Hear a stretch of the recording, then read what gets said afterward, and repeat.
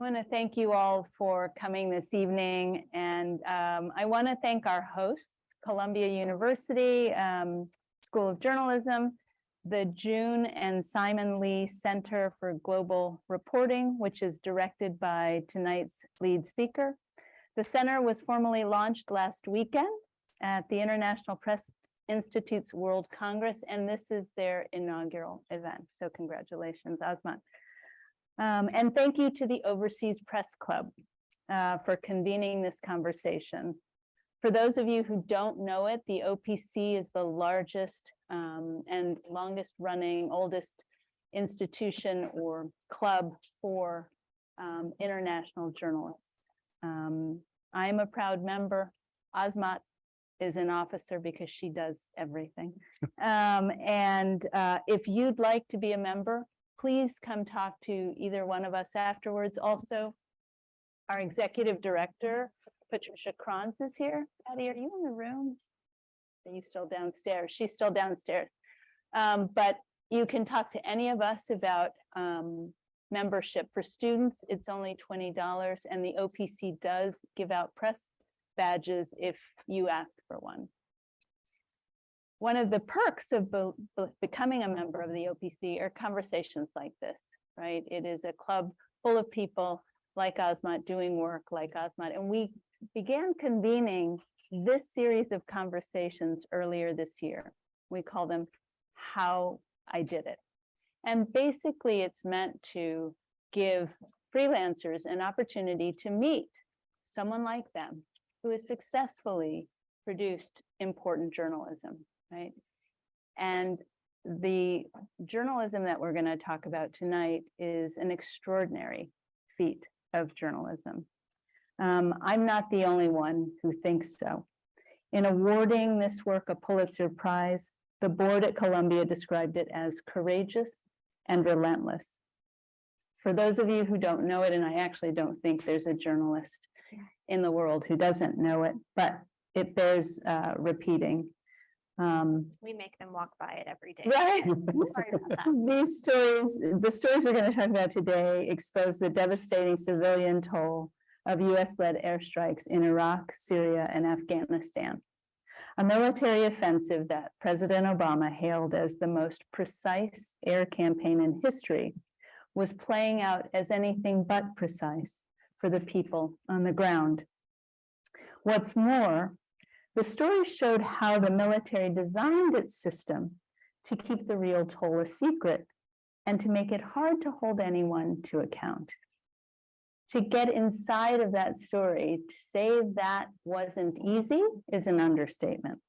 As you'll hear in this conversation, the reporting for this project took 5 years, an analysis of a massive trove of military documents, daring work in combat zones, and the persistence of a team of investigative journalists led by the dynamic duo that is sitting with us today. Azmat Khan is an investigative reporter at the New York Times. She is a Carnegie Fellow, the Birch Assistant Professor of Journalism here at Columbia, and the director of the Lee Center for Global Journalism, as I mentioned earlier. In addition to the Pulitzer Prize, her reporting has won 2 National Magazine Awards, 2 Overseas Press Club Awards, a Polk Award, and the Hillman Prize. Her editor at the New York Times Magazine is Luke Mitchell. He is a story editor at the Times Magazine. He was previously a senior editor at Harper's and the deputy editor of Popular Science. The stories he edited at those publications have received many honors, including the John B. Oakes Award for Distinguished Environmental Journalism and the National Magazine Award for Reporting. He's also been a writer, and his work has appeared in the London Review of Books, the New York Times, the Washington Post, among other publications. So let's welcome our guests.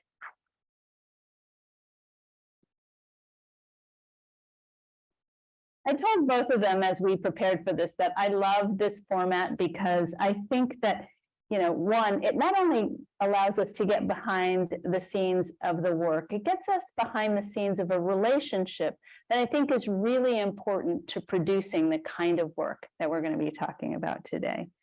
And Azmat, being the wonderful educator that she is, has sort of prepared a slideshow that will at least get the conversation started about how she began this work and what some of the findings of this work were.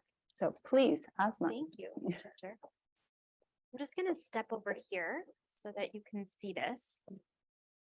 But it's such an honor to be here with both Ginger and Luke. Luke, with whom I've been working on this for so many years now and has played such an essential role. And he'll be able to peel back the layers of the behind the scenes, things that are sometimes still new to me, I'm hearing about later. Sure. Yeah, I'm short. So essentially, definitely when the Q&A time comes, like he'll get very candid. So ask lots of great questions and pry as much as you can out of him, because I'm curious too. So I just want to take you back to sort of the origins of this project and something known as Operation Inherent Resolve. 1 second. So this began in late 2014, and it was America's air war against ISIS. And it was really incredible. Videos were being uploaded in real time to counter ISIS's propaganda. This was a coalition led by the United States. And I remember very explicitly, I'd been watching this war, I'd been covering this war, but I saw a front page article in the New York Times that said 25,000 ISIS fighters had been killed in the air war against ISIS, period. And I had been tracking, how many civilians had been killed that the government had admitted at the time, and it was 21. And that's really impressive. That is stunning. And I kind of was looking more into how does this work? What does it look like? And, you can see these incredibly precise videos of different targets that we were hitting. In this case, a car bombing factory, a BBIED factory, and you could see with such incredible detail what that factory looked like before, during, and after, and what we'd done to carry that out. This was the view we were getting from the air. And it's really stunning. Now, I just want to take a moment to step back and tell you a little bit about people in Mosul who were living under ISIS rule, like why we were doing this bombing, what we were trying to take back, what we were trying to achieve through this air campaign. And so Mosul, Iraq is, one of the most densely populated cities in Iraq, the crown jewel of ISIS's territory in Iraq. And, this is where families are really struggling to survive. This is a man named Bassem Razo, whom I'd met, who lived with his families in, a really beautiful area of Mosul known as the Woods on the Tigris River. He'd formerly lived in the United States, and he lives there with his wife Mayada, his brother Mohammed, his daughter Tuka, and his nephew Najib. And they really found ISIS rule incredibly oppressive. They would try to hunker down in their own house to, have barbecues and picnics. The women in the family were being asked to fully veil and getting in trouble if they didn't wear the exact right kind of gloves. And so they really just stayed together as a family in 2 units. Bassem and his brother lived in 2 adjoining homes. And one day Najib, the nephew, set out to go get a dairy cream for morning breakfast. And when he goes to the market, ISIS arrests him. They accuse him of having a Western logo on his t-shirt and a Western haircut. So they shave his head in a manner that's really embarrassing in Iraqi culture. And they gave him 10 lashes, and he became incredibly depressed. You can see it in the posts that he updated to Facebook, that this was just a really tough, lonely time for him. Now, this is what it was like to live under ISIS, but another part of living under ISIS was the air campaign.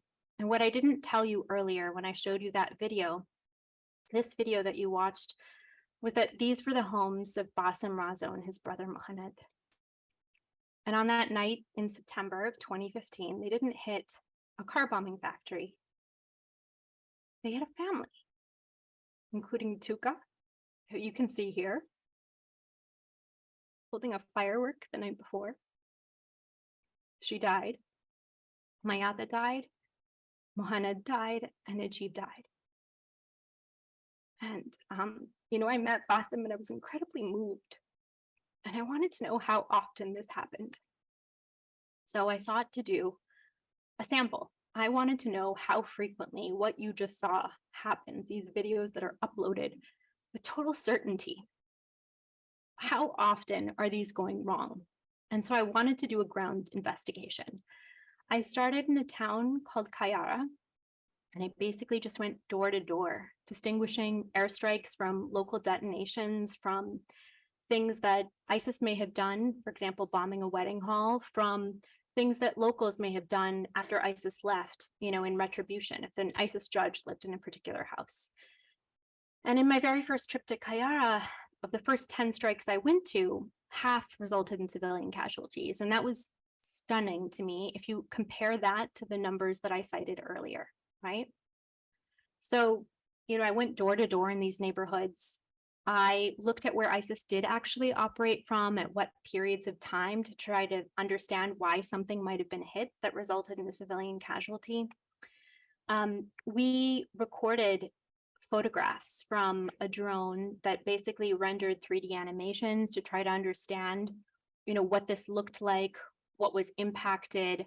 I obviously spent a lot of time documenting, and we can get into this later, in the kind of period in which Ginger will drill into this more deeply. But, I spent a lot of time looking at satellite imagery, trying to verify what people were telling me in these interviews that I was doing, digging through rubble, trying to understand in forensic detail what actually happened in these places.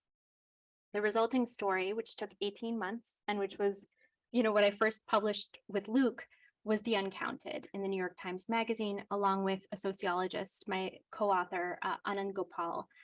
And, its findings were pretty damning. The coalition's data, I built a database of all of these press releases. The coalition was saying, we have been so accountable for this air war.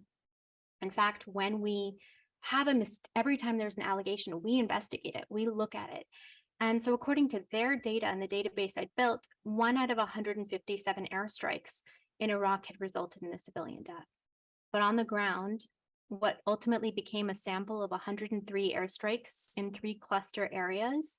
We can talk later about what a cluster sample is, or even just how do you go about choosing sites and, how I was able to get to sites. But basically 1 in 5 of these airstrikes was actually resulting in a civilian death. And that was a rate that wasn't like twice as high as what the military claimed. It was 31 times higher. Now, it was really important for us to try to understand why was it so much higher. But when we would dig into the causes, we were kind of hitting roadblocks. I knew that, 33% of them, or about a third, were what we would traditionally consider so-called collateral damage. This idea of somebody happened to be walking by a legitimate target. Now, most people think that that's the primary reason for casualties, but it appeared that in about half the cases of civilian casualties of that sample of airstrikes, half of them appeared to be the result of poor or outdated intelligence. So there had been ISIS nearby, but they'd left, or it had been a family home and not the target it was described as. But I kept hitting a kind of roadblock when I was doing this reporting to really dig into what the military's intelligence was. And so we published this investigation, taking you through the story of Basim Razo and, this overall set of findings and this trip to a military base. But I really wanted to dig into why and what the intelligence was. And I was able to, using a kind of creative argument under the Freedom of Information Act, get the document investigating the strike against Basim Razo's home in about 4 months instead of 4 to 5 to 6 years.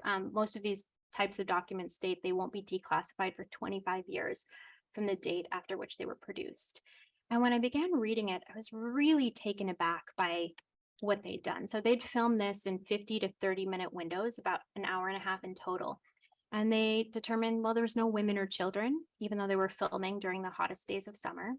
They said there were no weapons visible, but ISIS doesn't obviously brandish weapons.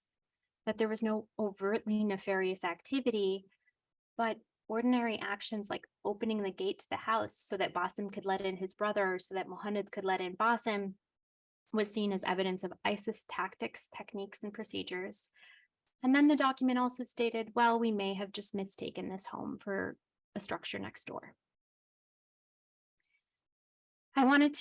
After that publication, I wanted to dig in deeper. And so I had already built this database of these press releases, and I basically used the same argument to try to get thousands of pages of records, more than just the incident on a single family, but thousands of these. Could I do it? And over many years, I was able to do that. And that culminated in the publication of the Civilian Casualty Files.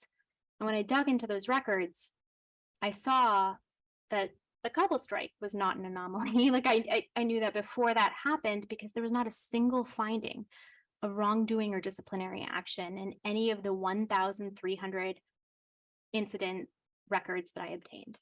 Not one.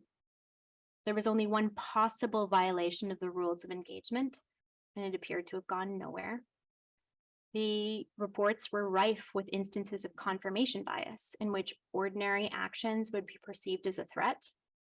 And there were minimal efforts to identify root causes or lessons learned. In fact, nobody had studied these documents in aggregate. This was the first time anybody had done that. And there was almost no ground investigation or survivor interviews. Now, these are just the documents. When you compare them, I think that the part of this reporting that I'm the most proud of is that I was taking these documents and I was tracing them back to people on the ground and comparing what people told me and what I was able to verify on the ground with what they saw from the air and what they believed. So, for example, this is a woman named Ruzkaya, whose son one day went out to essentially grind wheat, look for a wheat grinder, because Mosul was under siege and they were hungry and they needed food. And so he set out to do that, and he didn't come back. And she grew into a panic, and she went looking for him that night, barefoot, at hospitals, at morgues, and everyone was like, we haven't seen your son. And she kept asking, has my son with the cart, he used to drive a red cart, has anyone seen him? Does anyone know where he is? And she did this for almost a month and 3 days. She didn't move when everyone else in her neighborhood had left because of the violence, because she was looking for her son. She was unable to find him at the time, but I went to the site where everyone was able to describe what the document said, that a man with a cart was hit and killed and taken away with the ISIS bodies. And you can read in the documents, they talk about seeing a man struck by ejecta from the blast. There's so many more stories. You can read them in the magazine piece with these beautiful photos by Ivor Prickett. They're also displayed out in the hallway with long captions. I'm not going to spend the time right now getting into each of these people who all have incredibly powerful stories. But in many cases, there was a really incredible, it was probably the most important reporting I feel like I've ever done, which was to take what these people never would have had access to, right? Like the intelligence that damned them, right? And to sit down and share it with them if they were willing to hear it, and talk with them about it and ask them, what would you want to say to the people who believed this, this, and this about you? So I'm really grateful that we were able to publish these pieces. You know, there was a 10,000 page story in the newspaper and a 10,000 page story in the magazine. And, you know, I was really in the trenches with Luke and so many other people at the Times, from fact checkers to photo editors to graphics. And, you know, we published 1,300 of these records on the Times's website so people can look at them. And yeah, I'm excited to dig into this a little bit more deeply, but I also want to tell you that it built up over time. So it can seem really impressive all at once, but like, you know, in the beginning, I thought I would just go to a single town, right? And I was like, well, can I do this? And it just kind of grew from there. And so, yeah, I'm excited about the conversation Ginger's going to lead. Thank you.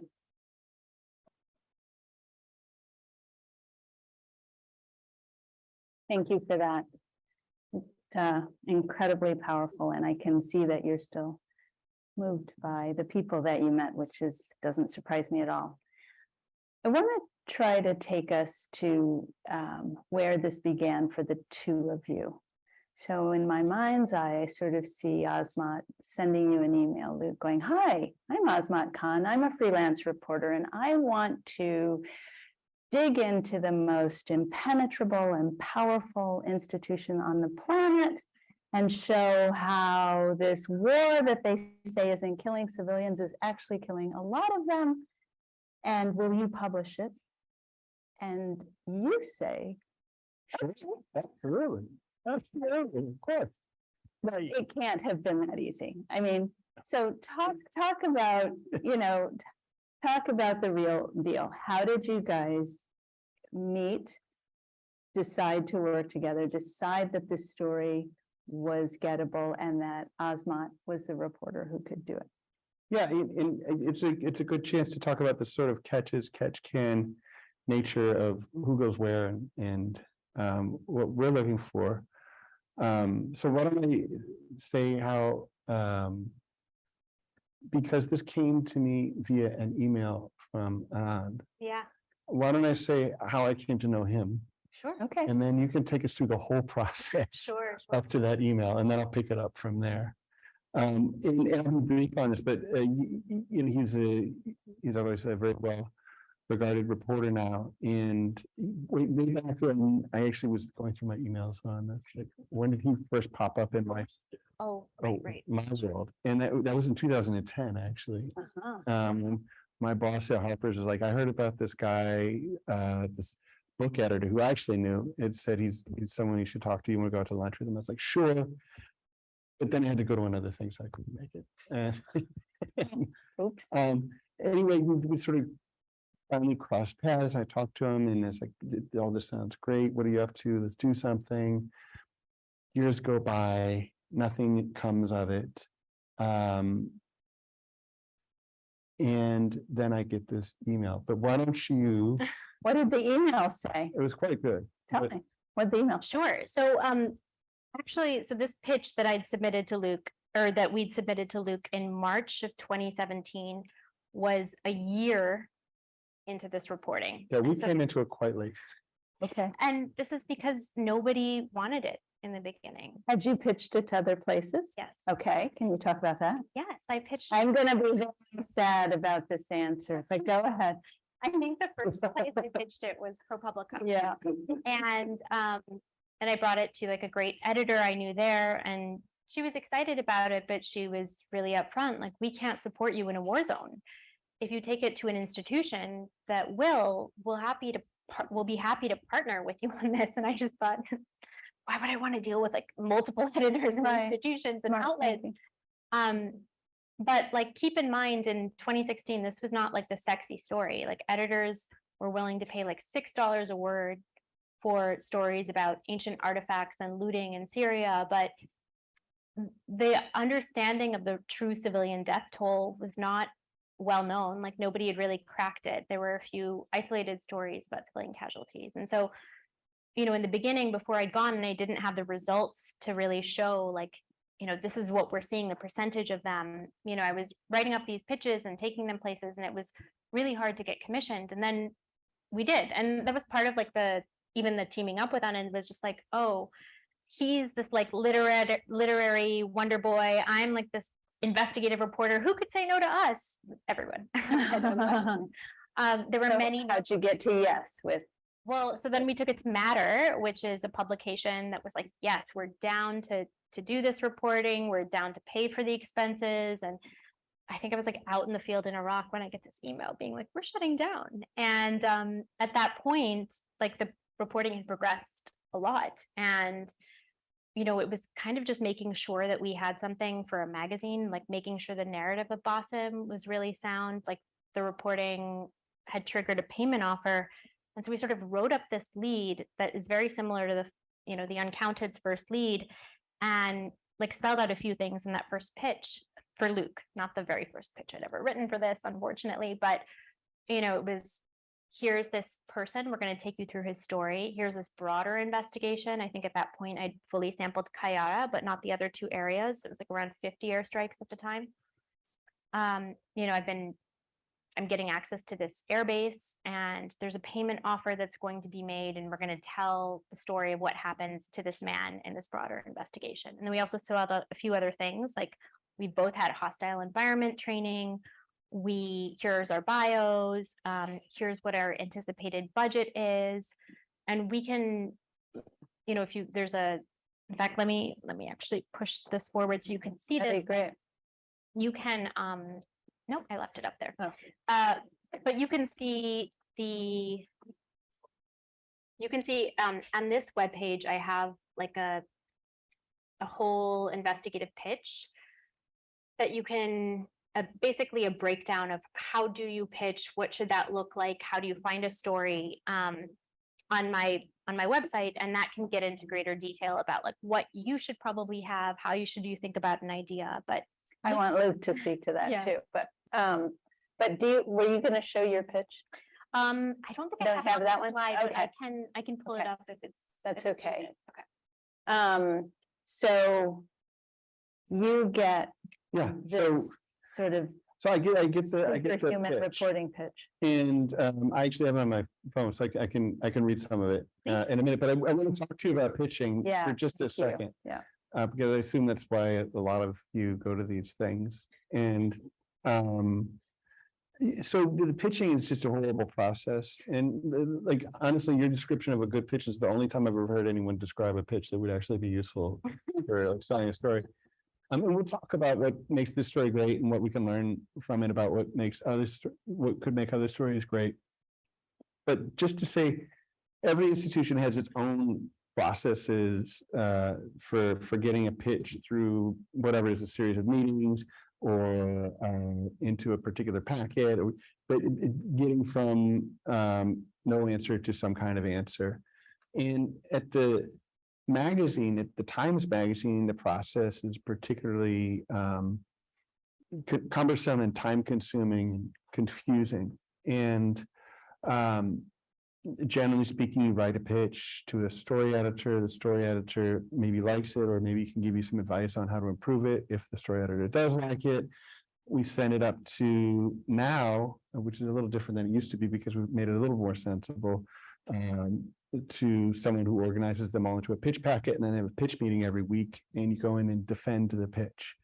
And so the pitch is really a script for an editor to defend the pitch in a meeting with an editor-in-chief who's maybe kind of busy. And so usually I get a pitch with a sort of a sinking feeling that even if I want the story, it's going to be a giant pain in the ass. Someone's going to get mad at me. Someone's going to ask an awkward question. At some point, I'm going to feel ashamed of working for the New York Times. And so I generally don't have a good feeling as I'm reading them.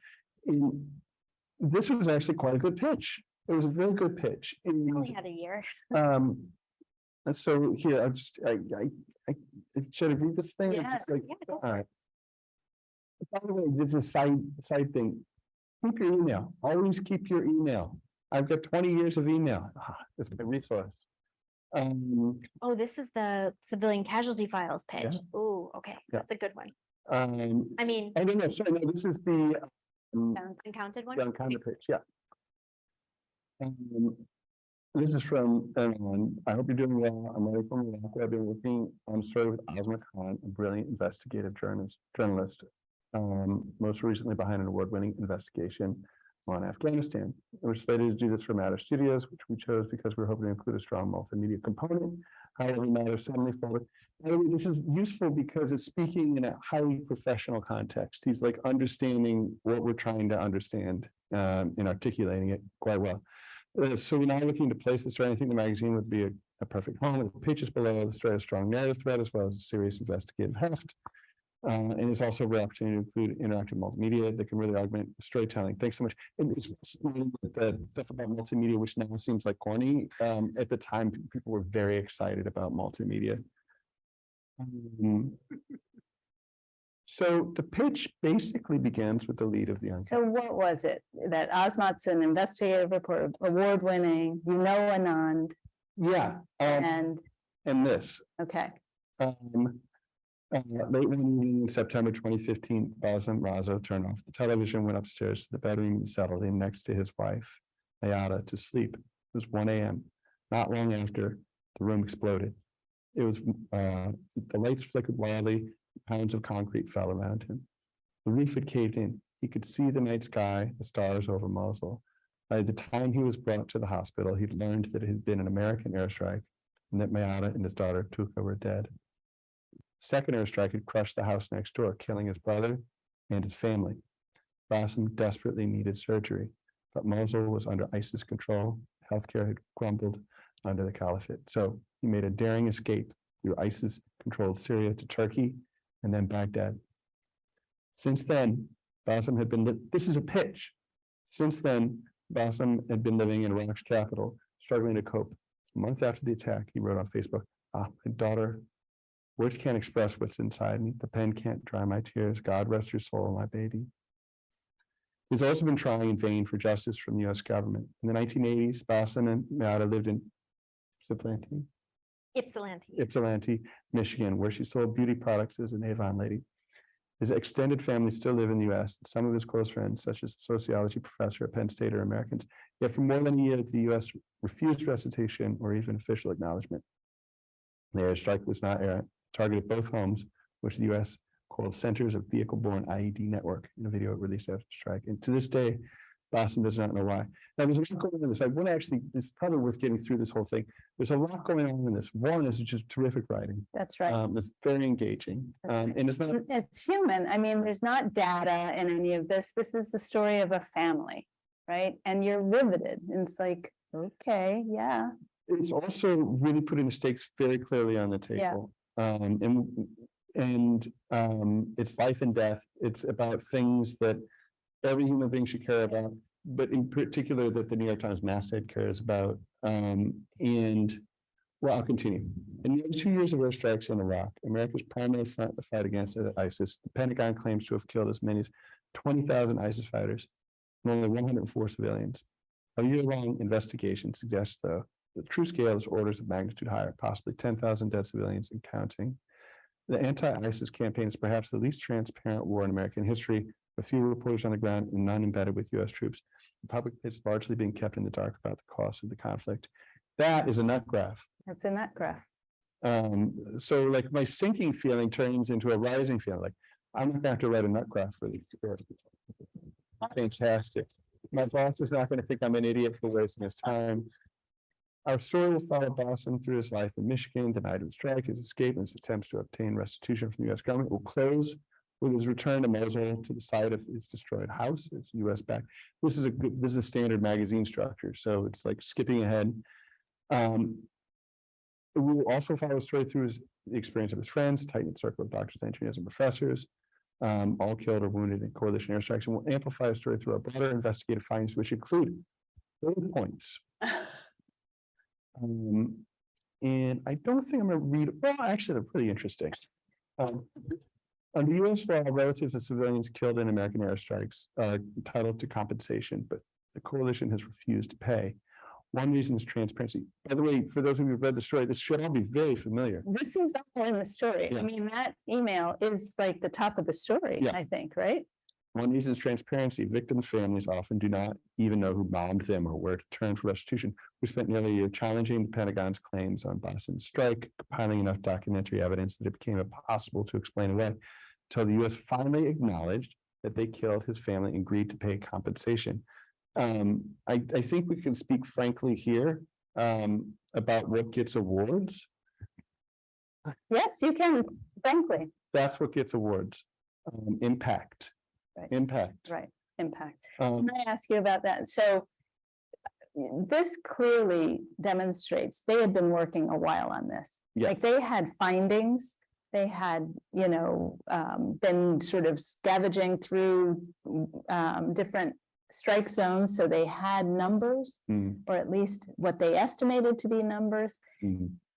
I always thought a magazine wanted to get in early on a story so that, you all could be a part of the reporting and get in early so that you could have some directing of the reporting. It sounds to me that in fact, at least in this case, and tell me the answer, but it's useful to wait until you've got the story pretty much mapped out. I mean, I think it depends. I don't think the magazine has any particular desire to do more work. It's like it's fun, satisfying work, but so is all the work we ended up doing. Yep. You know, it's like there's infinite work to be done. And so the more that you can pack into a piece, the more exciting it is. You know. Okay. Let's see, the final bullet point is we've discovered that 2 leading causes of civilian casualties are outdated intelligence and increasingly relaxed rules of investigation. We have documented cases. Let me skip to the conclusion here because it's great. Our investigation is supported by photos, videos, GPS data, Facebook posts, and FOIA documents, which we hope to weave into the story and include as a multimedia component. The aim is a compelling narrative that reconstructs the intimate life of an Iraqi caught between ISIS brutality and death from above and sheds light on one of the least transparent wars in our country's history. So the overall lessons that you want people to take from that, Luke, is that what? The more sort of work that you can sort of show, don't come with an idea that's not all the way, not fully formed yet. Don't come so early in the reporting that you don't know exactly what your story is going to show. I don't know. Yeah, well, I'll read my top cover letter to this, but just to address that. Yeah. It depends. If you have a really great idea and an argument for why you're the person to do it, there's no reason not to talk to an editor about it. There's a lot of different ways to come at these things. There's so much to talk about with Azmat, but like one of the things that's remarkable about Azmat's work is that she does so much of it, and it's astounding, and it obviously it builds on her prior work in a very smart way, and so not only is there all the work she did last year, but all the work she did in the many years before that, like pushing it forward. So it's got like this immense like journalistic momentum, which is very exciting. And if you can build that into a pitch, I mean, it's fantastic. But it's not the only way forward. And I don't want to say to like a young, journalism grad student, like, well, unless you've got, a couple of years of reporting into a project, I don't want to hear about it. I think that's worth saying, because there's so much that's exceptional about this story that, us mere mortals aren't going to necessarily be able to sort of spend a year in Iraq and deliver this pitch. I'm not sort of suggesting any of you are mere mortals. I'm speaking for myself. But I do think that, pointing out that there are many exceptional parts to this. You had this relationship with her and with Anand, so you knew when you were getting this email who they were. That helps, right? Yeah. Then they write this brilliant piece of prose in an email to you, which makes clear they've got the goods. They've got the goods. Right. There's impact. This is one of the most important air campaigns. This is the most important air campaign. And so yes is kind of an easy.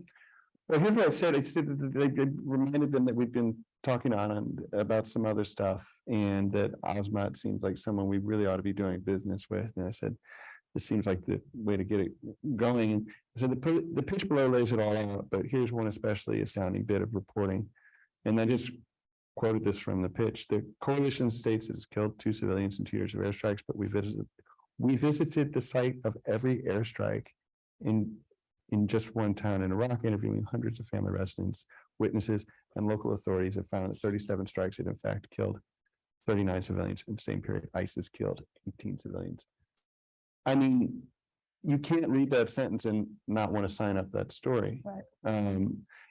By the way, there's a subtle thing, and this not the point of why this is so powerful, but understanding that you can have a very serious description of the facts that still deploys irony is sophisticated journalistic work. So I sent that as soon as I got it. And we signed it up the next day. The next day, The next day. that doesn't happen. Yeah, they pushed it into a meeting that we happened to be having the next day, and they're like, yeah. It's also helpful to know that like at that time, which is like March of 2017, one of the most, Trump has now entered office. People suddenly cared, not just you, but like people suddenly cared about civilian casualties. And there was a major incident on March 17th, 2017, in which it's called Mosul Jadida. It was the largest admitted civilian casualty incident in the air war against ISIS, and it was being covered by everyone. And suddenly everyone was really in, not just, again, this is not a dig at the magazine or anyone else, like we didn't take it to Luke first or a magazine first, because we weren't sure if we had like the narrative ready for that. I'd taken it to Matter at this time when like other publications, especially after Trump was elected, I remember people were like, we're kind of like looking a little bit more domestically right now. Like GQ was really interested and then they weren't. And, so part of it is like kind of waiting for the right moment to pitch too. Like I actually brought the Civilian Casualty Files. Like Luke knew I was working on all this stuff. He knew I had like thousands of records, but I wasn't bringing it to him formally. I did it like when I saw the moment. It was, after the Kabul strike, which is like when I was like, here's everything I have. And we talked, and I do think it's helpful to talk to an editor and have them sort of like crystallize, like, this is the thing that we want to hone in on. Then you're able to do that write up for the people who needs to circulate it to too, which is like good to have if you can. Okay. Let's talk about your reporting, Azmat. You were out in the field for years on this, even a year or more before the time signed on.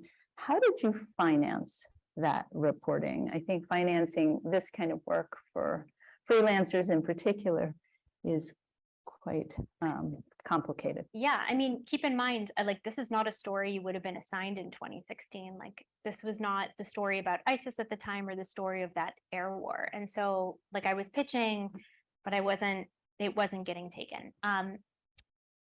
I do remember cashing out my retirement because I felt very strongly that it wasn't a big retirement.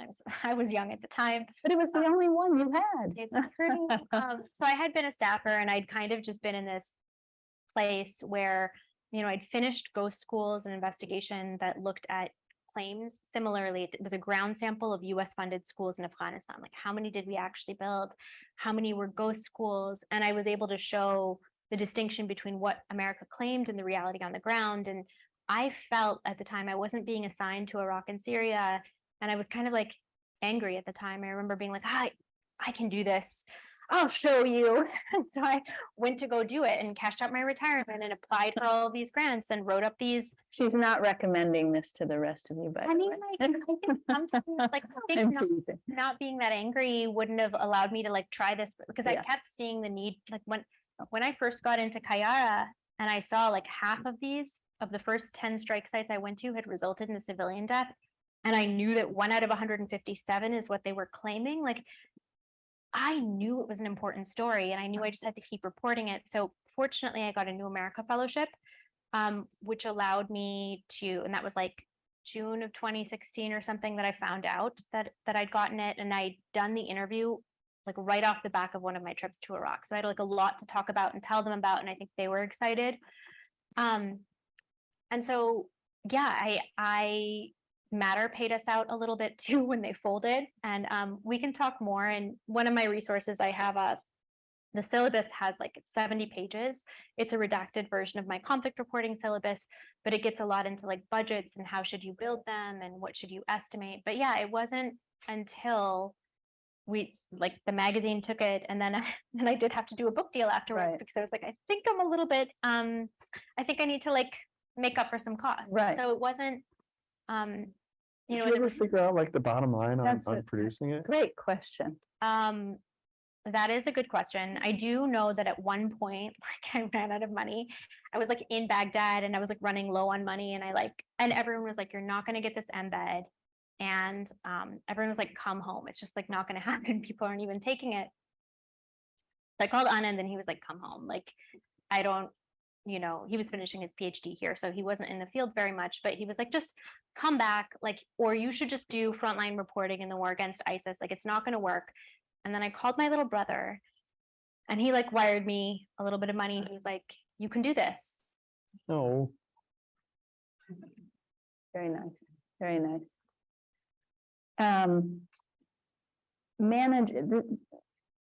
This reporting is complicated for so many reasons that I would like to try to peel back some of the layers. One of them is, I think, but I've not reported in this part of the world. So I've reported mostly in Latin America, which is similar in that they're largely male-dominated societies. And being a woman in some of these places can be complicated. You're not only in societies like that, but you're reporting about the military, which is also very male-dominated. So I wonder what that was like and how you dealt with that. And was it as challenging as I'm imagining it to have been? Yeah, I love reporting in Iraq. Like, I like reporting in Syria, but like one of the things I loved about Iraq was just how comfortable people are with you as a woman, especially compared to other places I've reported. And I think it would be different if I were white, but in Afghanistan, I had tons of problems working with people. I think that I was treated as like a local woman in many cases, as opposed to like a foreign woman. So I didn't really get the benefits of being a foreign woman. And it was actually very difficult there. I think it's far more difficult for Afghan women. So I'm not trying to make a comparison. I'm just comparing my experiences as a Western correspondent in some of these countries. And so I think relative to Afghanistan, I found Iraq like so liberating and I loved it. And just to give you a kind of example, Anand had been working on a story for Harper's in which he was embedding with, he was going into towns that, Shia militias had ransacked or trying to, and he gets to one and he's immediately arrested, blindfolded, put at gunpoint, mock executed, and they treated him horribly. They believed he was like a foreigner who tried to join ISIS, and that's what he was doing in this town.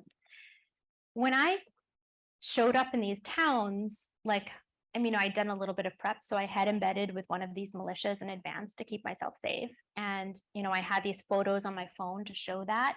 And so when these militias would stop me, they didn't arrest me. They would just be like, "Man, little lady, what are you doing here? What are you doing? Come have tea. Let's take your passport. Let's figure out what you're doing." And I would chat with them, and they might send minders with me. And then I would do these, not fake interviews, but innocuous ones, because you can't have minders with you in these cases. So I would do interviews that were about healthcare under ISIS. And when the minders wouldn't leave, I would transition to dental care under ISIS.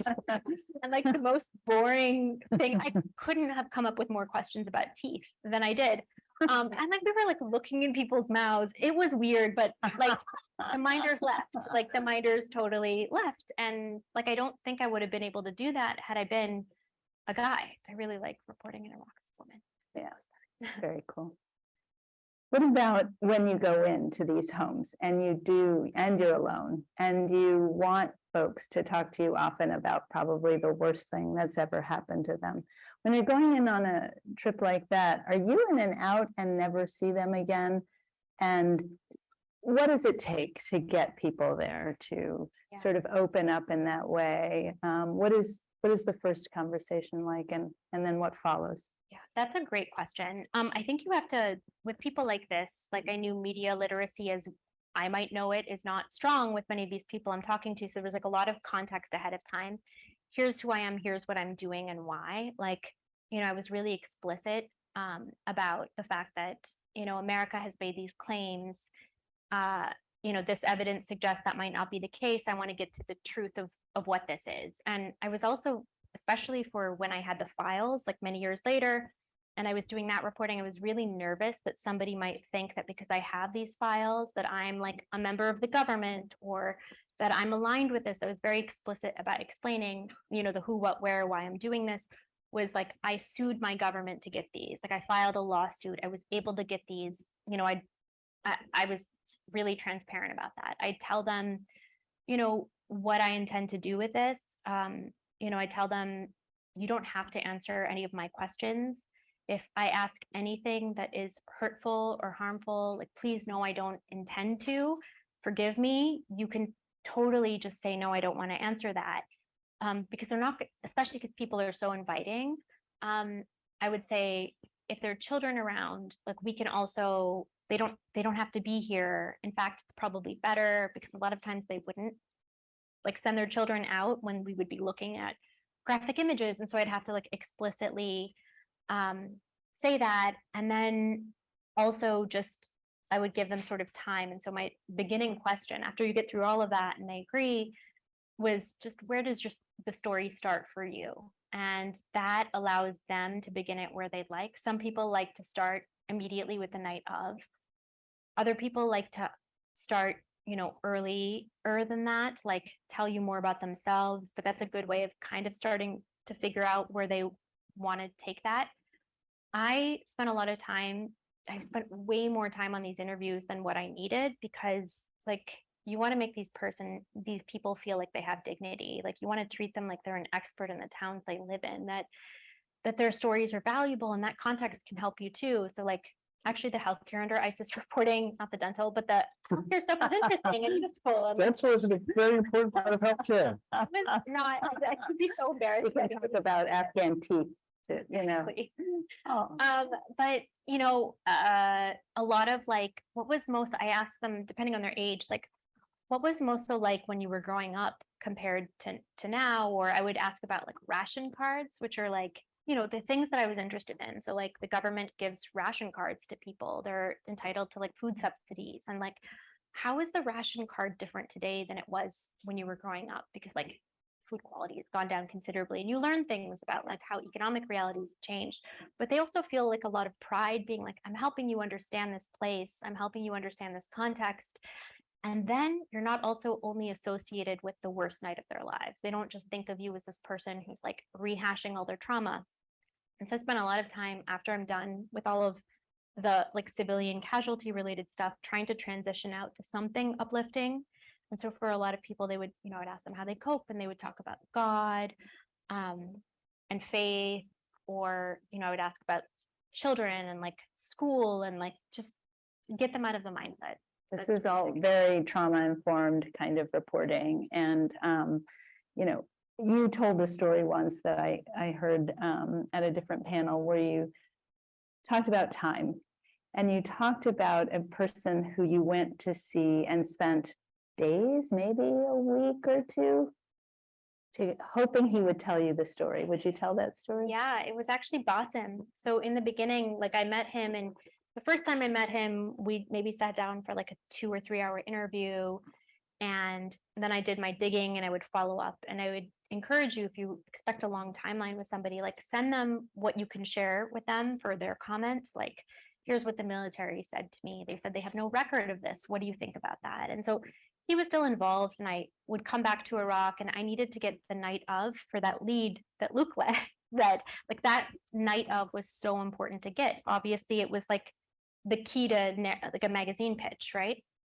I didn't have it because he wasn't like fully ready to talk about it. And so like there was a 2-week period when I was with him, and I every day for lunch we would meet, and we're supposed to talk about the night of, and he would be like, Azmat, I'm just like, I'm in such a good mood today, I can't do it. And like I came back without it, and it was like, what were you doing? And I was like, I swear I was like working every day. I went to these places, those places, but like I didn't get that because he wasn't ready to talk about it. I'm not going to like force him to. And it worked out well because over time he became a lot more comfortable talking about it, and he was able to talk about it on his own terms. And eventually he was even able to talk about it directly to the Daily. And I'm really glad that I had that timeline. Yeah. You know, if I didn't have it, I think it would have been hard. I think that's another sort of exceptional thing about this story and these kinds of stories is that the reporters have the benefit of time to build relationships with sources that put their sources at ease, also give their sources some control over the story, right? Which seemed very important to Basim and to you, which you know, I think is terrific.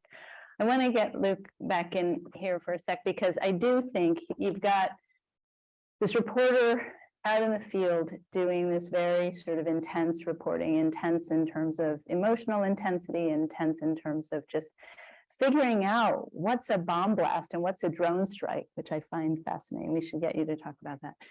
But you're managing that, you're managing her and all that comes with her reporting.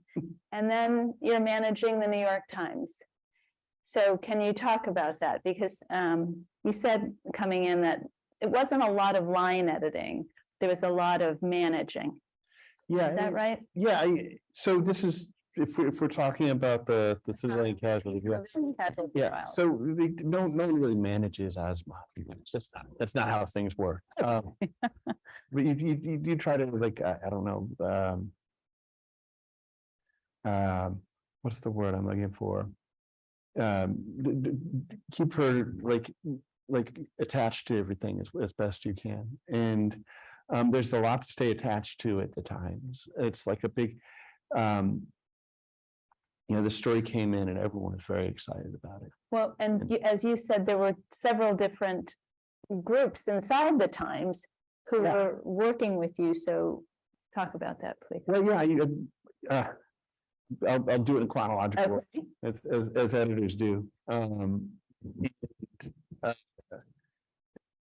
Azmat had been out working on this for years, and we'd actually signed up the Russian dam story. And every once in a while I'd be like, Azmat, what about that Russian dam story? That's a good story. It's one of a million strikes I'm looking at, Luke. Yeah, exactly. Well, there's kind of a lot going on. And I got, the book is happening. I'm in this place now. I'm in that place now. So you're getting pressure on time. No pressure on time. Okay. Everyone's just like, well, Azmat's going to do something. Okay. Everyone's on Jacob like, hey, what's Azmat doing? It's like a lot of good stuff. A lot of good stuff. And did you ever feel like you had to feed them a nugget from time to time? Like, oh my God, you shouldn't have heard what Azmat did, just to keep everybody. Sometimes, but mostly just out of the joy of it. Really? Yeah. Yeah. And then Azmat called. Did you emailed and then we talked? I was in Kandahar and we like talked, and he was like, this is I told him like what I had, which was like, and the time was right. The Kabul strike had just happened. And I was like, I have thousands of pages of these records. And he's like, here's the memo you need to write. Yeah, and this is where I will speak with some pride about my actions. And you don't have to be very brilliant to be a good magazine editor at the Times. There's some places where it helps to be brilliant. But at the Times you have to really pay attention and have some sense of like what all the moving parts are. And so Azmat, basically the message I got from Azmat is I'm ready to do this. This is a good time and I've got the goods. And I was like, okay, let's do this. Because of course she was right. And so it's like, can you get me the memo in an hour? Can you get me the memo in a day? Can you get me the memo in 2 days? And you actually did it quite quickly. I was in Kandahar and I remember getting an email from you like 2 days into this being like, where's my memo? Yeah. And I was like, it's coming. And I sort of prepared the ground with my boss at the magazine, Jake Silverstein. And I said, Jake, I think we got something pretty exciting coming. And he said, like, where's the memo? I said, I'll get you a memo. I'll get you a memo. Nothing exists without a memo. Yeah. And like, this may be the truest thing you've ever heard from me at this conversation tonight. And we got the memo, and it was once again a very good memo. And do you want to share that memo? Yeah, it like laid out a lot of the findings. Can we put it up instead of reading it? Do you have it? I don't have it up there, no, but I can kind of like bullet post instead of reading it. I can just kind of tell you a little bit about like how it started. So it actually, Luke wrote his top to it, basically being like, here's where Azmat is with this. Did you guys talk every week? What was the communication between the two of you? At this point we were, but prior to that, we would just check in every now and then. Yeah. What's every now and then? Anywhere from like sometimes months would go by. Months would go by? Yeah. Yeah. Because It was like 5 years. I was between like these stories. contributing, Okay. right? I mean, this stuff takes so long, Yeah, right? And I didn't want to bring it, like I didn't want to pitch when I first started getting the documents, because the second you do that, they're going to want to publish just the documents, right? Like they're going to want to publish a story just on the documents. And it was so important to me that you like match them to people and you tell the human side. And I would never blame an editor if I brought them, especially the newspaper, if I was like, here are all these documents, they would be like, go. Let's do it now. Let's tell this. And so I just felt like the second I give it to them and I go to them, it's go time. So I was like preparing 1,000 things for it, but like I didn't actually give it to them until like the time was, I was ready. You're right. So she's managing you. Oh, She's managing the times. Yeah. No one's managing Azmat.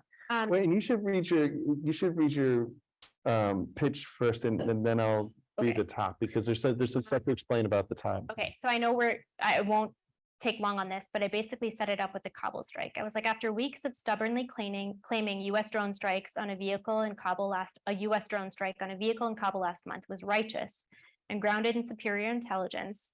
The Pentagon admitted Friday that the driver had no connection to ISIS. Neither did any of his relatives, who were killed, 7 of them children. The intelligence that sealed their fates was never made public.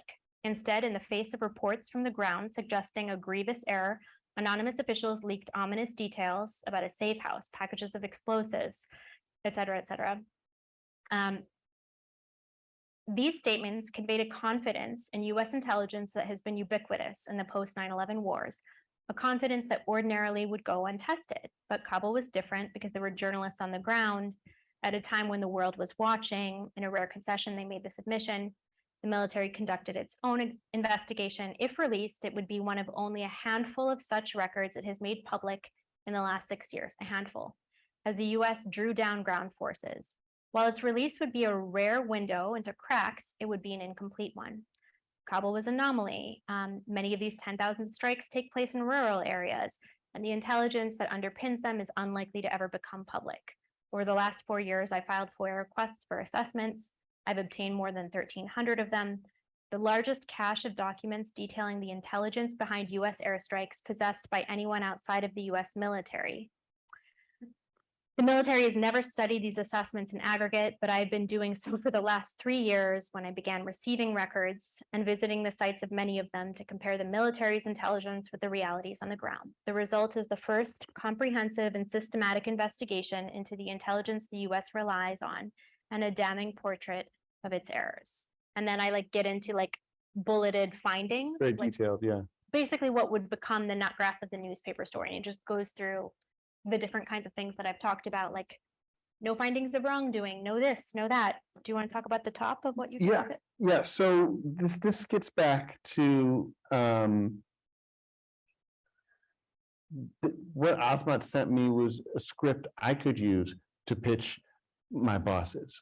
And but it was such a good script that I also wanted them to read it completely. So I had to pitch them on the story and also pitch them on actually reading the whole pitch. And I knew that this was going to be such a high, it's a pretty long pitch. And this is, if they understood it correctly, it was going to be a very high impact story. Yeah. That was going to require a lot of resources and attention from not just from the magazine and from Jake and our entire masthead, but from Dean Beckey on down the line. It's like even the version that was just a magazine story, if they were like, yeah, this is great, congratulations on your great magazine story, off you go. That was still going to be a giant deal for the paper. Yeah. And so I wanted to make sure they understood all of that. And so I'll sort of annotate this so you understand the reason. So you got to get right into it. Okay. In these internal memos, I just said the reporting is right up on Azmat's latest project, especially on the heels of the paper's powerful drone strike investigation, which is true, and also a very smart way to deal with the not invented here syndrome, which we can also talk about. Yeah. Yeah. Because there's a lot to say. And that's a way to sort of be like, there is no not invented here. Right. Right. And so the short version, I said, is that Azmat FOIA'd more than 1,300 Pentagon after action reports on airstrikes in Iraq and Afghanistan going back to 2015. And what she found is a dangerously broken system. Far more of these strikes have been tragic mistakes, as the Pentagon described the events in Kabul than previously reported. These documents put us in the rooms where the mistakes are made and show us how they keep happening. They love to be put in rooms. As Azmat notes below, this is, and then let's like just so they can get a sense of like what we're really talking about. This is the largest cache of documents, and she just described this. And then I conclude, in short, she has the goods, and at this current moment of reckoning, what she can show matters not just looking back, but looking ahead. This is getting into, again, impact, which is what I think about a lot And we can talk about that more. And I personally think about it a lot more with each passing year. But I know that Dean in particular thinks about it. And this is a year where he was looking at his legacy. Yeah. So this is Dean Beckey is the former executive editor of the Times. and as we'll get into, he's very enthusiastic about this project. If the targeting system is broken, that calls into question much larger assumptions about the strategic value of the Pentagon's current approach to air war and the wisdom of launching new engagements based on the presumption that it works. In short, this is a piece that gets to the heart of the American project. It's not just a story about Iraq. It's not just a story about airstrikes. It's about everything. Yeah. It's the biggest possible story. But you have to say that out loud. Right, right, right. In Azmat still reporting Afghanistan, there's just some like paperwork. And then here's the pitch. Read it, please. What was the reaction to the pitch and how fast? I was it? think we also signed it up the next day. And like I got like a text from Jake, Yeah. the editor-in-chief of the magazine. I like screenshotted it, which is why I remember. I Uh-huh. was like, holy shit. And I was in Yeah. Nahar at the time, and I was like, okay, good. Like Were you guys talking enough during that time? We Liz- pretty soon. Yeah, okay. So before that, you know, 1300, did you know 1300 was what she had? I know she's been working on this for years, Okay. but no, I wouldn't have been able to tell you in any kind of detail what your cache was like or what your system was like. they'll want from you. I think I think this is really smart advice. I want to open it up. I could keep going, but I do want to open it up to questions. We've been going for a little while here. So there's a microphone in the center, and I think there might be some messages coming in online from folks who are watching online, but let's start with people who are here in the room. Just come up to the microphone, and if you'd identify yourselves and Yeah, sure. keep it This as is a question, please. And yes. yeah, This is Abdullah Yosun. I'm with J School. I read the story and I still keep the magazine in my bookshelf at home. I just wonder, you said you pitched the story in March 2017, but it was, as far as I remember, was published last year or earlier this year. Two stories. There were two different stories. So the first one came okay. out November of 2017, and then this one came out in December. Yeah. Okay, sorry. I was about to ask the time gap and how did you decide about the size of the story? Thank you. Oh, the size of the story. how is did a good you one. talk about the size of this? That's a very good question. I mean, the size of the story is almost infinite. I guess it's like with the, if you include the files, which are still growing, I guess it is infinite. Well, but I heard Azmat saying another thing that she turned in like 20,000 words. My newspaper draft was 20,000 words, How- but that was how- after I was done with it. Yeah. But How was the magazine draft? oh God, poor Luke. Okay, the magazine draft kept getting like second status because I was trying to finish the newspaper draft. And I remember at one point he called me and he's like, if you don't stop working on the newspaper piece, we're not going to have a magazine story. And I was like, ah. And it wasn't like you're gonna be in trouble. It's just like, Yeah. no, literally. Yeah. Everything to print.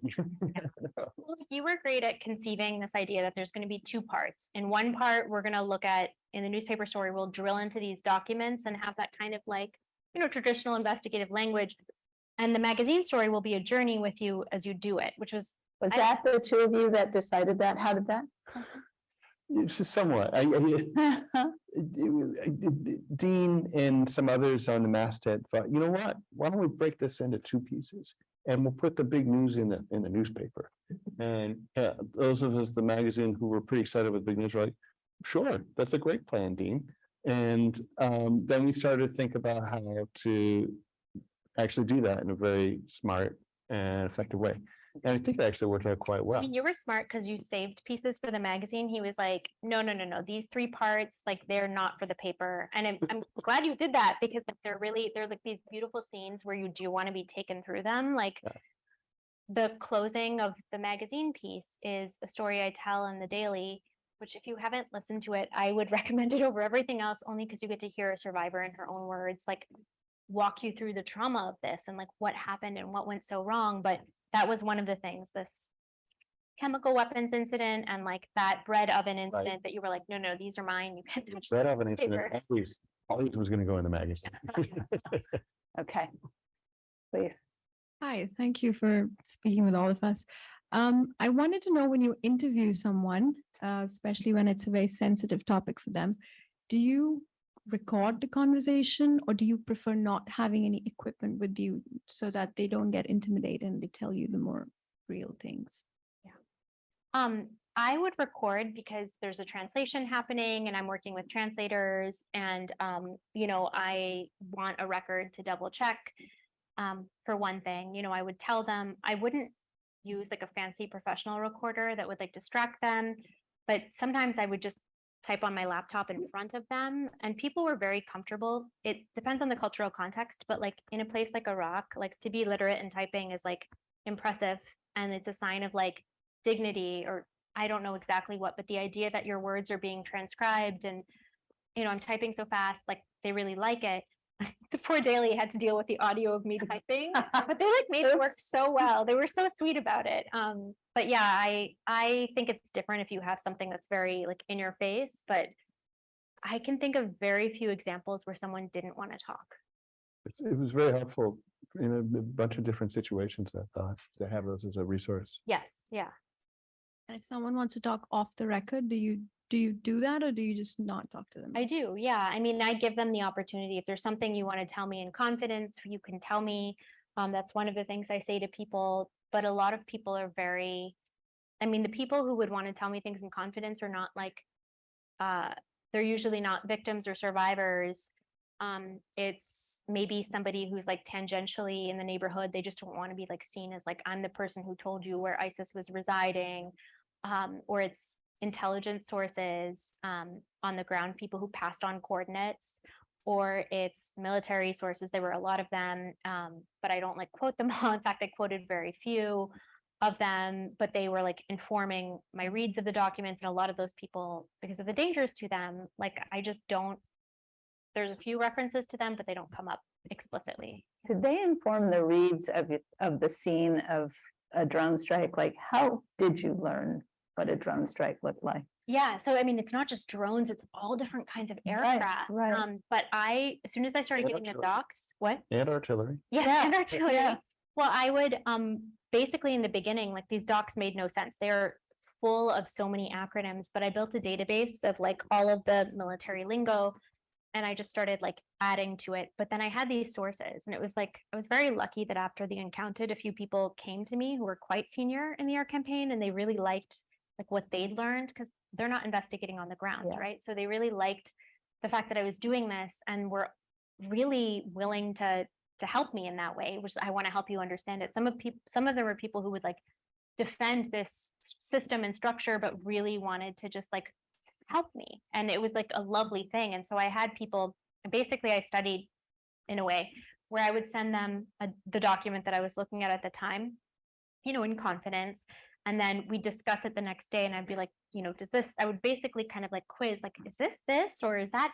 And we would walk through it. And there are many people who did this, but there are two people in particular that I think did this, like they made time whenever, and you can't put a price on that because by the time, like I had 3 years of doing this, I'm really good at reading them and like, you can't like even, I couldn't really have anyone else analyze them, if that makes sense, because you need to know all this stuff.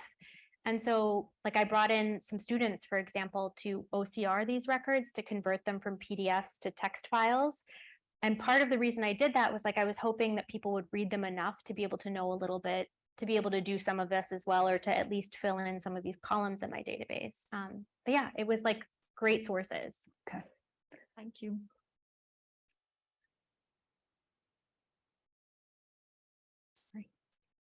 Hi, I was just wondering, you said that the story started off with that initial question when you read that story where it said that only 21 civilians had been killed.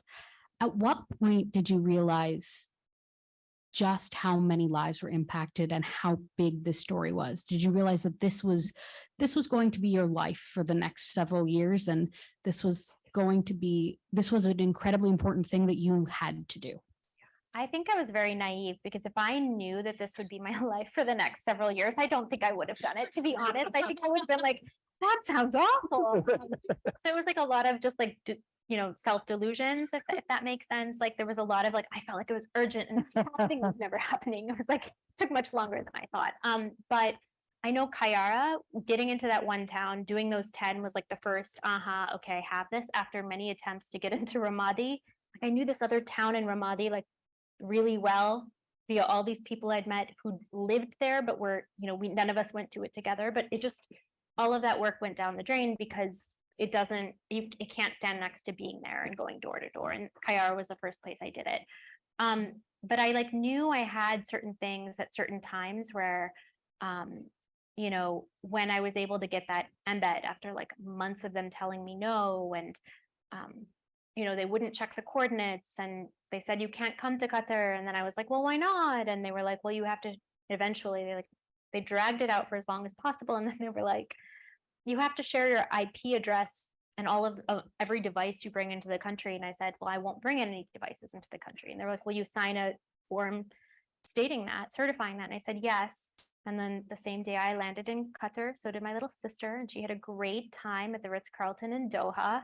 But like, there were moments when I was like, oh, I have this now. And that certainly helped. And that also kept me going. Like, it's really depressing, and you can see that I'm still moved by it.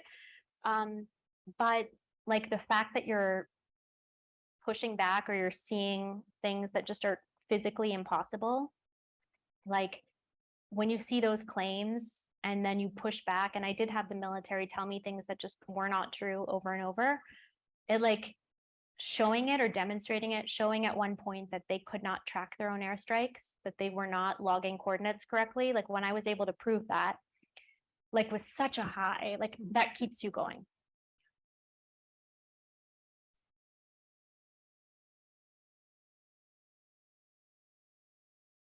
Hi, my name is Jake. I'm a fellow here in the Stabile Center for Investigative Journalism. First off, thank you both so much for talking with us.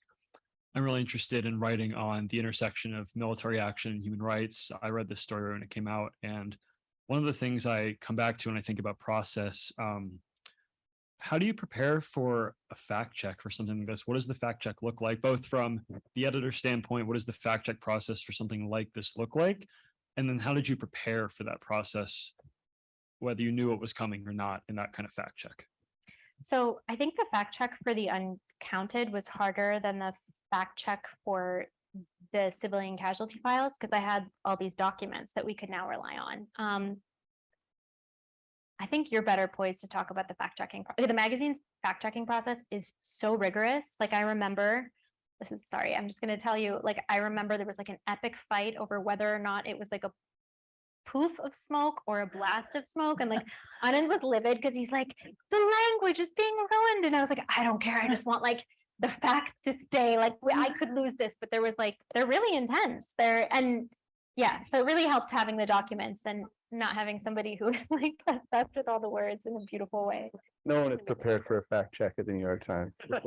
It's a nightmare. One of our correspondents is Israeli, serving the IDF, and is very plugged into Israeli intelligence for years. And he said that he'd never undergone like an inquiry process like this in his entire life before. That's the way you prepare for it, is by understanding your material completely. And that's how I think of it, as walking in the light. Like the fact checkers are not especially nice sometimes, but they're very earnest, and they think of themselves as, I think correctly, is the most and truest journalists on earth, in that like, this must be true if we're going to publish it. But not only must it be true, we must be able to show to a reader to a certainty why it's true. Now, that's actually not possible, but you can get close and you can approach it. And so if you understand your material well, you'll really be able to connect with the checkers. Also annotate your material very, very carefully. Yeah, I kept all of everything was that, because I built the database of all the strikes. I'm sorry, of all of the press releases, like every single admission or rejection, and it became a row in this database. And so every single incident had its own folder, and within that folder there would be the documents, there would be, if I visited on the ground, there would be the ground reporting, and then I gave access to the fact checkers to all of that, so they could jump in for every incident and see look for themselves at all this. I would drop the audio that I'd recorded into there. I think where it gets tricky, and I think like it's worth having conversation. You know, I was lucky to have really amazing, like the Times' fact checkers are also really thoughtful. But like when you have a translation issue, they insist on like, you may have an audio recording, but they want to talk to the people you interviewed. And if that happens, you have to be careful, because it would be really jarring if somebody's given a transcript to translate, you know, like ask them this and this. If somebody who was like an intelligence informant who passed on coordinates gets a call that's like, I'm from the New York Times, is your name like so and so and so and so, like they're gonna freak out. Super scary. Yeah. And so like when there's translation involved, when there's trauma involved, you know, you want to make sure that they're aware of trauma-informed reporting and the work of the DART Center. And fortunately, I loved working with the Civilian Casualty Files. The fact checkers were so like thoughtful about this. And so I think it's worth having that like conversation with them. Yeah. Everyone I worked at the Times, the magazine has just been like amazing. Thank you so much. Thank you. Hi, thank you so much for speaking with us. You talked a fair amount about interactions with sources on the ground and people who were affected by this, and you did talk some about your interactions with DoD, but I was curious to hear more about your conversations with those sources, and maybe both like the pace of those conversations as you found out more information, and also how willing people were at different phases to speak with you. Yeah. So I know everyone has different approaches. Like they will sometimes, like with the Harvey Weinstein, you can't go to him in the beginning because he will retaliate against everyone. But I often go to the institutions I'm looking at early on, because things are friendly right now. Like I'm not this entity that is like causing them all of these problems. Yeah, I was once like mistakenly CC'd on an email that was like, don't reply to her, she's baggage. That was like many years into it. Like I wouldn't bother with this. She's lots of work. But they use the word baggage anyway. But in the beginning, you're not baggage. They don't know who you are. And so I like reach out to do a kind of like to set the standards for what I'm going to test them against, right? So what are your claims? What have you done? So I do these interviews with like as senior as a person as I can talk to, like how is the air war against ISIS going? You know, what about civilian casualties? What about payments? And they might say, like, I can talk about payments, but only on background for now, because I don't want to get too specific. And it's like, okay, fine. But this is now I'm assembling what I'm actually going to go test and see whether or not it's true. And I'm open with them. It's like, I'm looking at this, but I'm also open with them that like, I've seen how these strikes have helped to retake territory from ISIS. I've embedded with so-and-so, and the people who didn't have airstrikes supporting them couldn't take back this town, and the people who did could. And so I like express what I'm seeing, like the fair kind of from my reporting, what I'm seeing. And then I like build. So I knew I was going to take the case of Bassem Razo because it was a video of the airstrike uploaded to YouTube.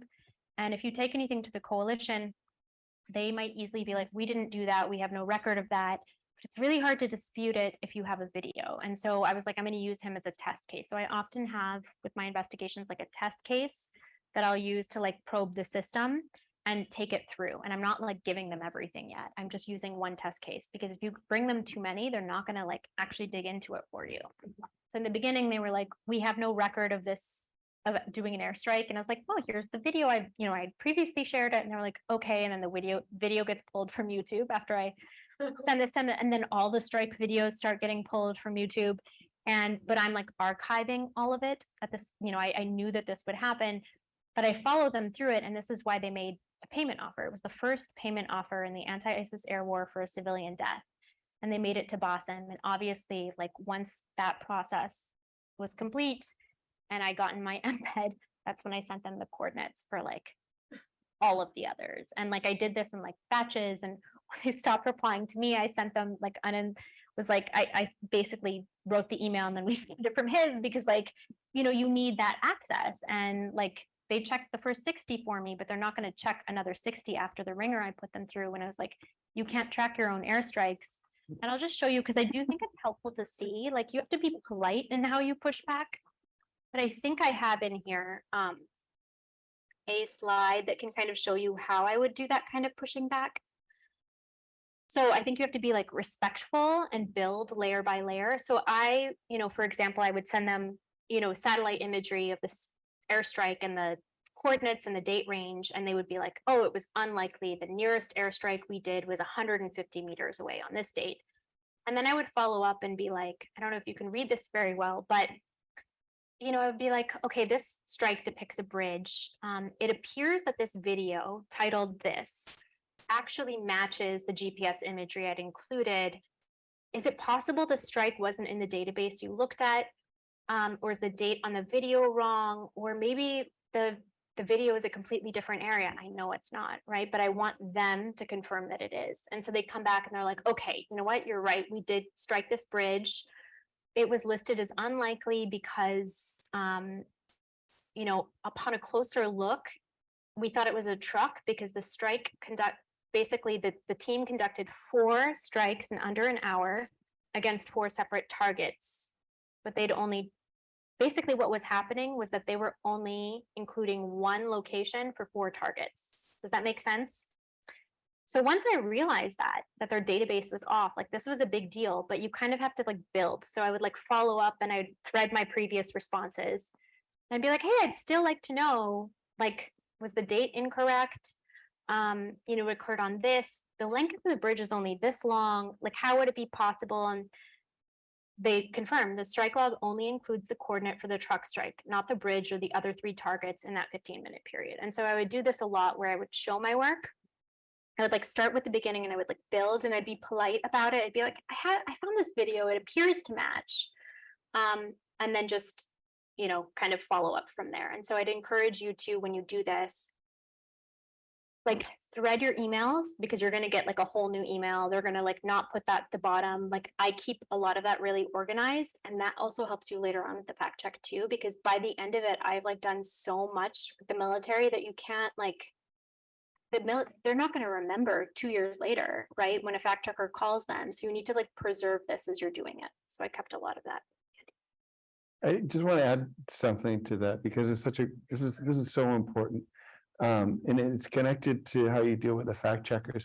When you know your material, you can get more and better material. And Azmat is so good at just doing the work and turning every page, as Robert Caro says. And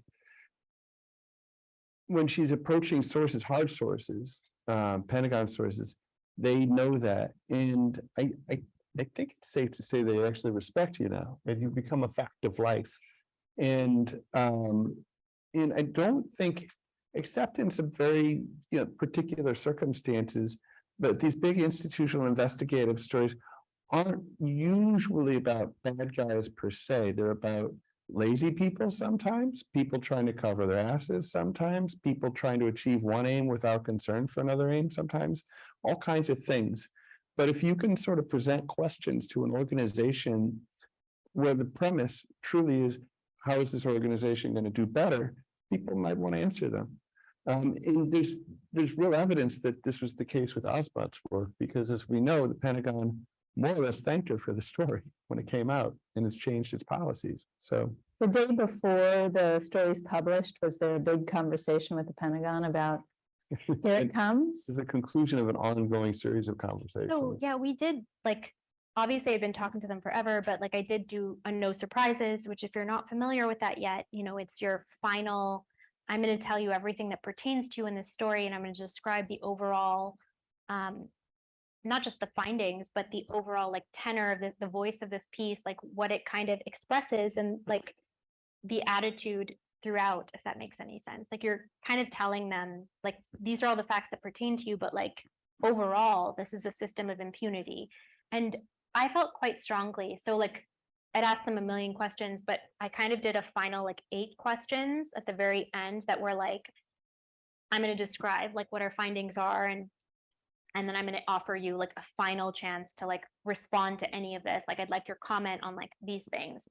And like we were working them, and they gave them back for the newspaper story and the magazine story. They were closing on the same night, and they gave them back a few hours before close. Yeah.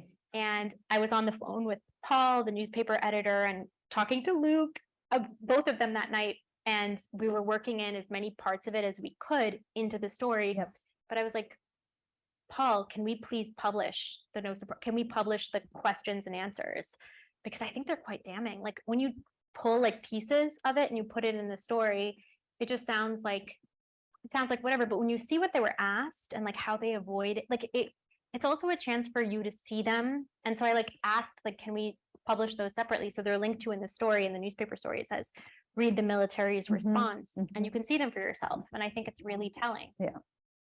And it's worth distinguishing there that that was the military's official response. So Yes. a lot of people within the Pentagon had a much more positive response. Yes. Yeah. Yeah. Hi, I'm Christina Roman. I'm a student here. You've spoken about the scale of the story in terms of the amount of reporting and the impact. And you've said a couple of times that when you set out, you didn't realize quite how big it would be or how much of your life. And you mentioned a few small moments that kept you going. But I was wondering, as you spent these years of your life reporting this story with like a large emotional toll, really big players, if there were moments that you felt unsure or doubt, and then what resources you reached out to, or what you told yourself to like keep going and feel that you were still aiming for this really big story as opposed to just publishing documents, for example. Yeah. So I described, I think, like what was like could have been a make or break moment. And I kind of shared it to be really honest about like the fact that like, yeah, like I did need financial help at one point, and my younger brother helped me, and like who knows how that could have gone had I not had that. But I think that there was a moment of doubt that preceded, it was like around the same time, it was like the military was saying, we're not going to check more than 4 coordinates for you. And like if I couldn't say whether or not they'd done it, like a lot of the value of this work goes down incredibly. And so I kind of did this like back and forth with them, and I was like really sad, and you know, things were just not they were also like, they kept delaying the embed, and I was like, I need the way that I do things, like I need to like report out that side. I'm not going to just give you one side of this, or like I'm not going to interrogate this aspect of things.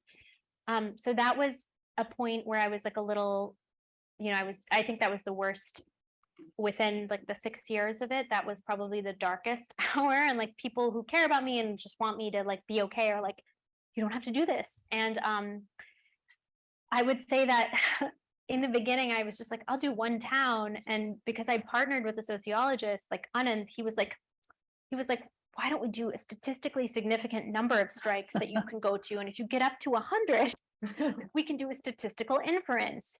And by the way, that inference got cut from the final piece. So like the estimate was never there, but I like dragged myself into these towns, like doing the dentist interviews to get to over 100 because we were going to do this inference. And I think at some point, like when it got cut, I was actually just like, that could have been a really like sad moment, but I was like, you know what?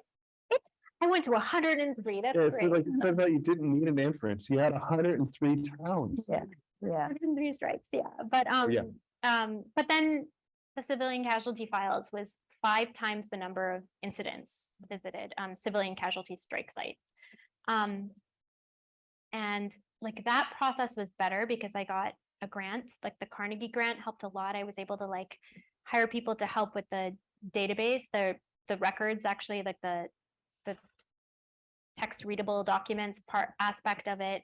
I think that helped, but that was prior to that. I knew that I would either have to like end it then or like wind down the reporting and not do as much matching as I was able to do ultimately if I hadn't got that grant. I was kind of also teaching was like another way that I like supported myself when I did this. Like I originally started teaching because I was like, I need a little bit of I need some stability while I go off and do this. And that helped a lot too. You worked with journalists on the ground as well and did some training of journalists on the ground. Can you talk about that a little bit? Yeah. So normally if you're like going to go report in Mosul, you might like, if you're a Western correspondent, you might hire somebody in Erbil and go with them to Mosul, but there are very few like journalists who work with Western reporters and speak English who might be doing that kind of translating within Mosul. Sangar Khalil, who's amazing, he's based in Erbil, but he's from Mosul, and a lot of people work with him. And because I knew that I got the Carnegie grant and I had time to spend on the ground for like a huge chunk of time, like 2 months or longer, I was like, there are these great students at the University of Mosul who do in the Department of Translation who are fluent translators. They've never worked as journalists, but what if I could just try an experiment because I'm going to move to Mosul anyway. What if I like train them? I take them out with me in the field, but before that, I'll spend a decent amount of time like teaching them about journalism, and I'm like paying them to do this, but like I have the time. Why don't, and I hadn't told my editors like this is all the stuff, so there's nobody's like holding me to a deadline. So yeah, I just like worked with a young man and a young woman, and of course like there are problems. Like I think that it's hard to like take a young woman in Mosul to all the places I'm going without her parents being really upset. Like I ran into some of those issues, but like continued to work with her, even if she was like remote. But I think Momin Mohamed, who spent a lot of time with me doing this, he's extraordinary. He used to work at a market where all of these different people from around Nineveh province would come. So he spoke all these different dialects, and he was able to understand so many people. And he's like a huge testament. He's just been an incredible force in working with them. I would consider him now, like he'd never done journalism before this, but I think he's probably like the best reporter in like Northern Iraq right now. He's so great. And I don't say that to like toot my own horn. I say it to be like, I wish there were more opportunities for that kind of training in these places. And I only got it because of a stroke of luck, that kind of time. That makes sense. Yep. It's worth adding on that the Azmat is like a world-class community builder, as you all know, Yeah. and that I think that's been a very powerful part of your like project. It obviously pushes your project forward, but also like there's a lot of other projects forward too. I mentioned that's got to be a source of sustenance as you're going through it. Feel good. I mean, not like I shared, you'll see it's on that resources page I shared earlier, but there's like a FOIA explainer. But basically I went to all these amazing freelancers who do reporting in Afghanistan, Somalia, Libya, and elsewhere. And I shared all of my FOIAs with them and these explainers and these guides. And I did these like courses with them, and through this other like group that I work with called the Gumshoe Group. It's basically like for freelance journalists. A ProPublica reporter and I, Sept Fried-Wessler, like founded it when we had basically, done all this, like we connected with all these lawyers for ourselves, and we're like, why don't we like make that more accessible to others? So through the Gumshoe Group, I basically got a lot of these freelancers paid to replicate these FOIA requests. And like it's different, AFRICOM can function differently than CENTCOM, and the litigation might take longer, but I think if you can scale your work in that way, it will make you feel less bad when things aren't going really well. You can be like, well, maybe something else will come up. I don't know. It makes me feel better. It's not really like, I don't say this to toot my own horn. I say it as like, it's something that like when the mental toll of doing the work is building up, that might give you some clarity and pause. Thanks for sharing. Hello, I'd like to thank the three of you for this conversation. My question is actually really broad. I would just like to know your insights about the challenges of reporting abroad, especially because you mentioned that you needed translators as you were working. And I would like, just to hear a comment about that, how it was to work with people who, so basically we're not exchanging in English, because language matters, right? Especially when you tell a story, because the language in which you speak tells something of what you were saying. So how did you not address that, but how do you deal with that? Because you worked in Afghanistan, Syria, and different countries. So yeah. Yeah, I mean, I would say that if you can get local in one place, I would recommend it. So there's a reason I did go to Afghanistan, I did go to Syria, but I kept coming back to Iraq, because the more local you can get with a place, the better reporting you're going to be able to do. So when I knew that like I need to match a large number of these files to people, I was like, Mosul, like I've gotten to know Bassem so well, like I've met all these people there, I have like this network, I think I can be more safe and secure than I would be in Raqqa because I have this existing network. And so I encourage you, if you're thinking of doing international reporting, it's not like I hopped from country to country, like, I was based in Pakistan for a year, like but I do think that find the place where you maybe have built up something and kind of grow that.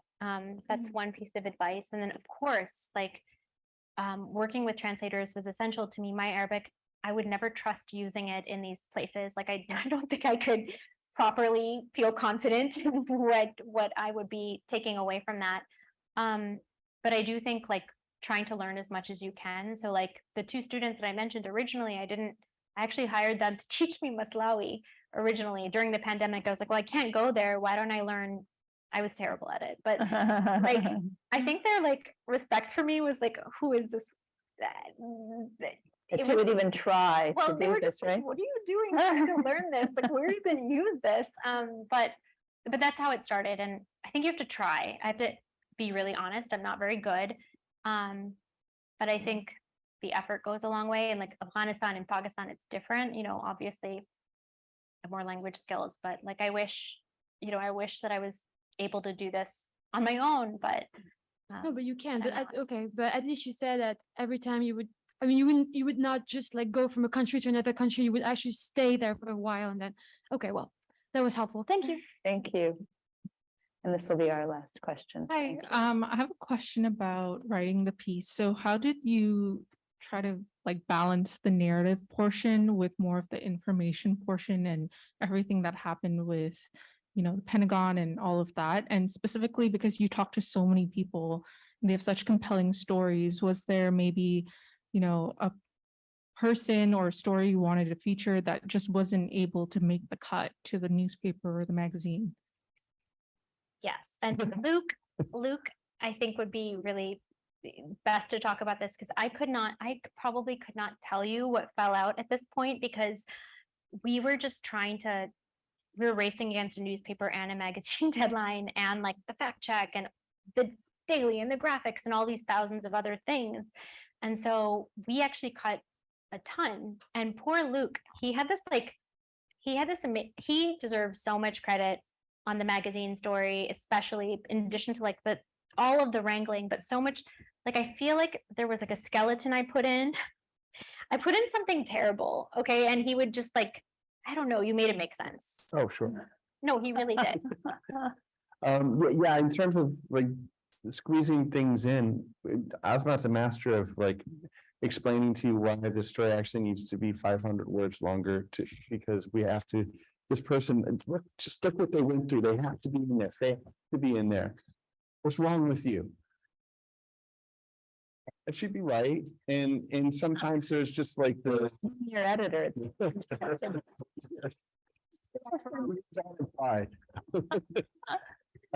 and of course, like sometimes like you could only have so many pages of the magazine, so we would make cuts or we would find ways. I remember in the accounted, we found ways to get people in by putting the pictures in and doing deep captions on some of them. And then some of them were only online, and we were really doing the best we could to get as many people in there because they're all so compelling. And part of Azmat's project long term is to give dignity to the people who've been subjected to these things, and give them subjectivity. But yeah, I think a lot of that's just the usual work of editing, which you have to do with a lot of people in the room. Thank you. So I want to ask the two of you before I ask my last question, are there any closing thoughts that you have? Are there things that we didn't cover that you want to sort of share before we close? Yeah, I just want to give a quick thought on Azmat, Yeah. actually, who's a remarkable figure. Only unfortunate and that you're being asked to emulate her because her model is to work so extraordinarily hard that an ordinary person would have dropped dead years ago. It's like it was an actual concern of mine as we were closing this last project, and she's obviously survived and thrived. But I guess there's something that you can take from that, which is that if you do this work, it will work. That the actual work of journalism, of reading documents, making the phone calls, going to the places, thinking very carefully about how it all adds up, putting together databases, interviewing everyone, reading the history, everything. If you do it, you'll get something. It's out there. It's hard, but that hard work is the work. And Azmat, I think, is probably the single hardest working reporter I've ever had the honor to work with. So That is so sweet and also like not true. Like I feel like I'm very slow. Like it takes me so long to do these things, but I really appreciate that. I think the other thing, adding on to what Luke said to all of you is that, not only if you do the work, you'll find something, but people will read it and hear it, and it will make a difference. And I think in these times when we start to think that journalism, and there are questions about whether it matters, and there are questions about who's listening, and there are questions about whether it makes a difference, this is an example of how it does. And so I think, I want to, just add that on to what I think are Luke's very smart comments. And your final thoughts? Oh, just that I hope you don't feel intimidated by this. Like, I really think I could have stopped. No, I mean, Intimidated. like the parts that it is, right? Does that make sense? Like, I really think I could have done Kayara, or even that first trip, like these 10 strikes. Like, it's about the approach you take to it. It's about like the systematic approach can be in a single place. I was like in the unfortunate position of like, it wasn't a sexy story at the time. Like after a while, lots of people did want it, but if you're thinking about a dream story and you like really helps to believe in it a lot, like this was something I like felt strongly in, so I was able to keep working on it. So if there's something you like care about, like kind of work on it a little bit here and there, like plant seeds that would allow you to maybe like make that reporting trip that maybe the institution you're at is not going to fund, or apply for grants. Like plant those seeds, because it didn't happen overnight, is what I'm saying, is that it unfolded over a long period of time. And I think even from like small bits of this, like there are things that you can replicate and you can certainly do. And I do hope you check out those resources that I put up earlier, because they're very detailed, and I like lay out things in a lot of ways that that resonate with students. And so, yeah, I am so excited about the work you'll do. And thank you so much for listening to it. Let me ask one more question before you go, and that is, what's next for the duo? I'm so glad you asked that. phone out. I want to. I'm so glad you asked that. What is next for Zero? She's withholding as managing as she has done in the past, but there is a next. I mean, there will be a next. There's stuff. There's Always. stuff that's happening. Always. Okay. All right. Well, let's thank them for being here. Great.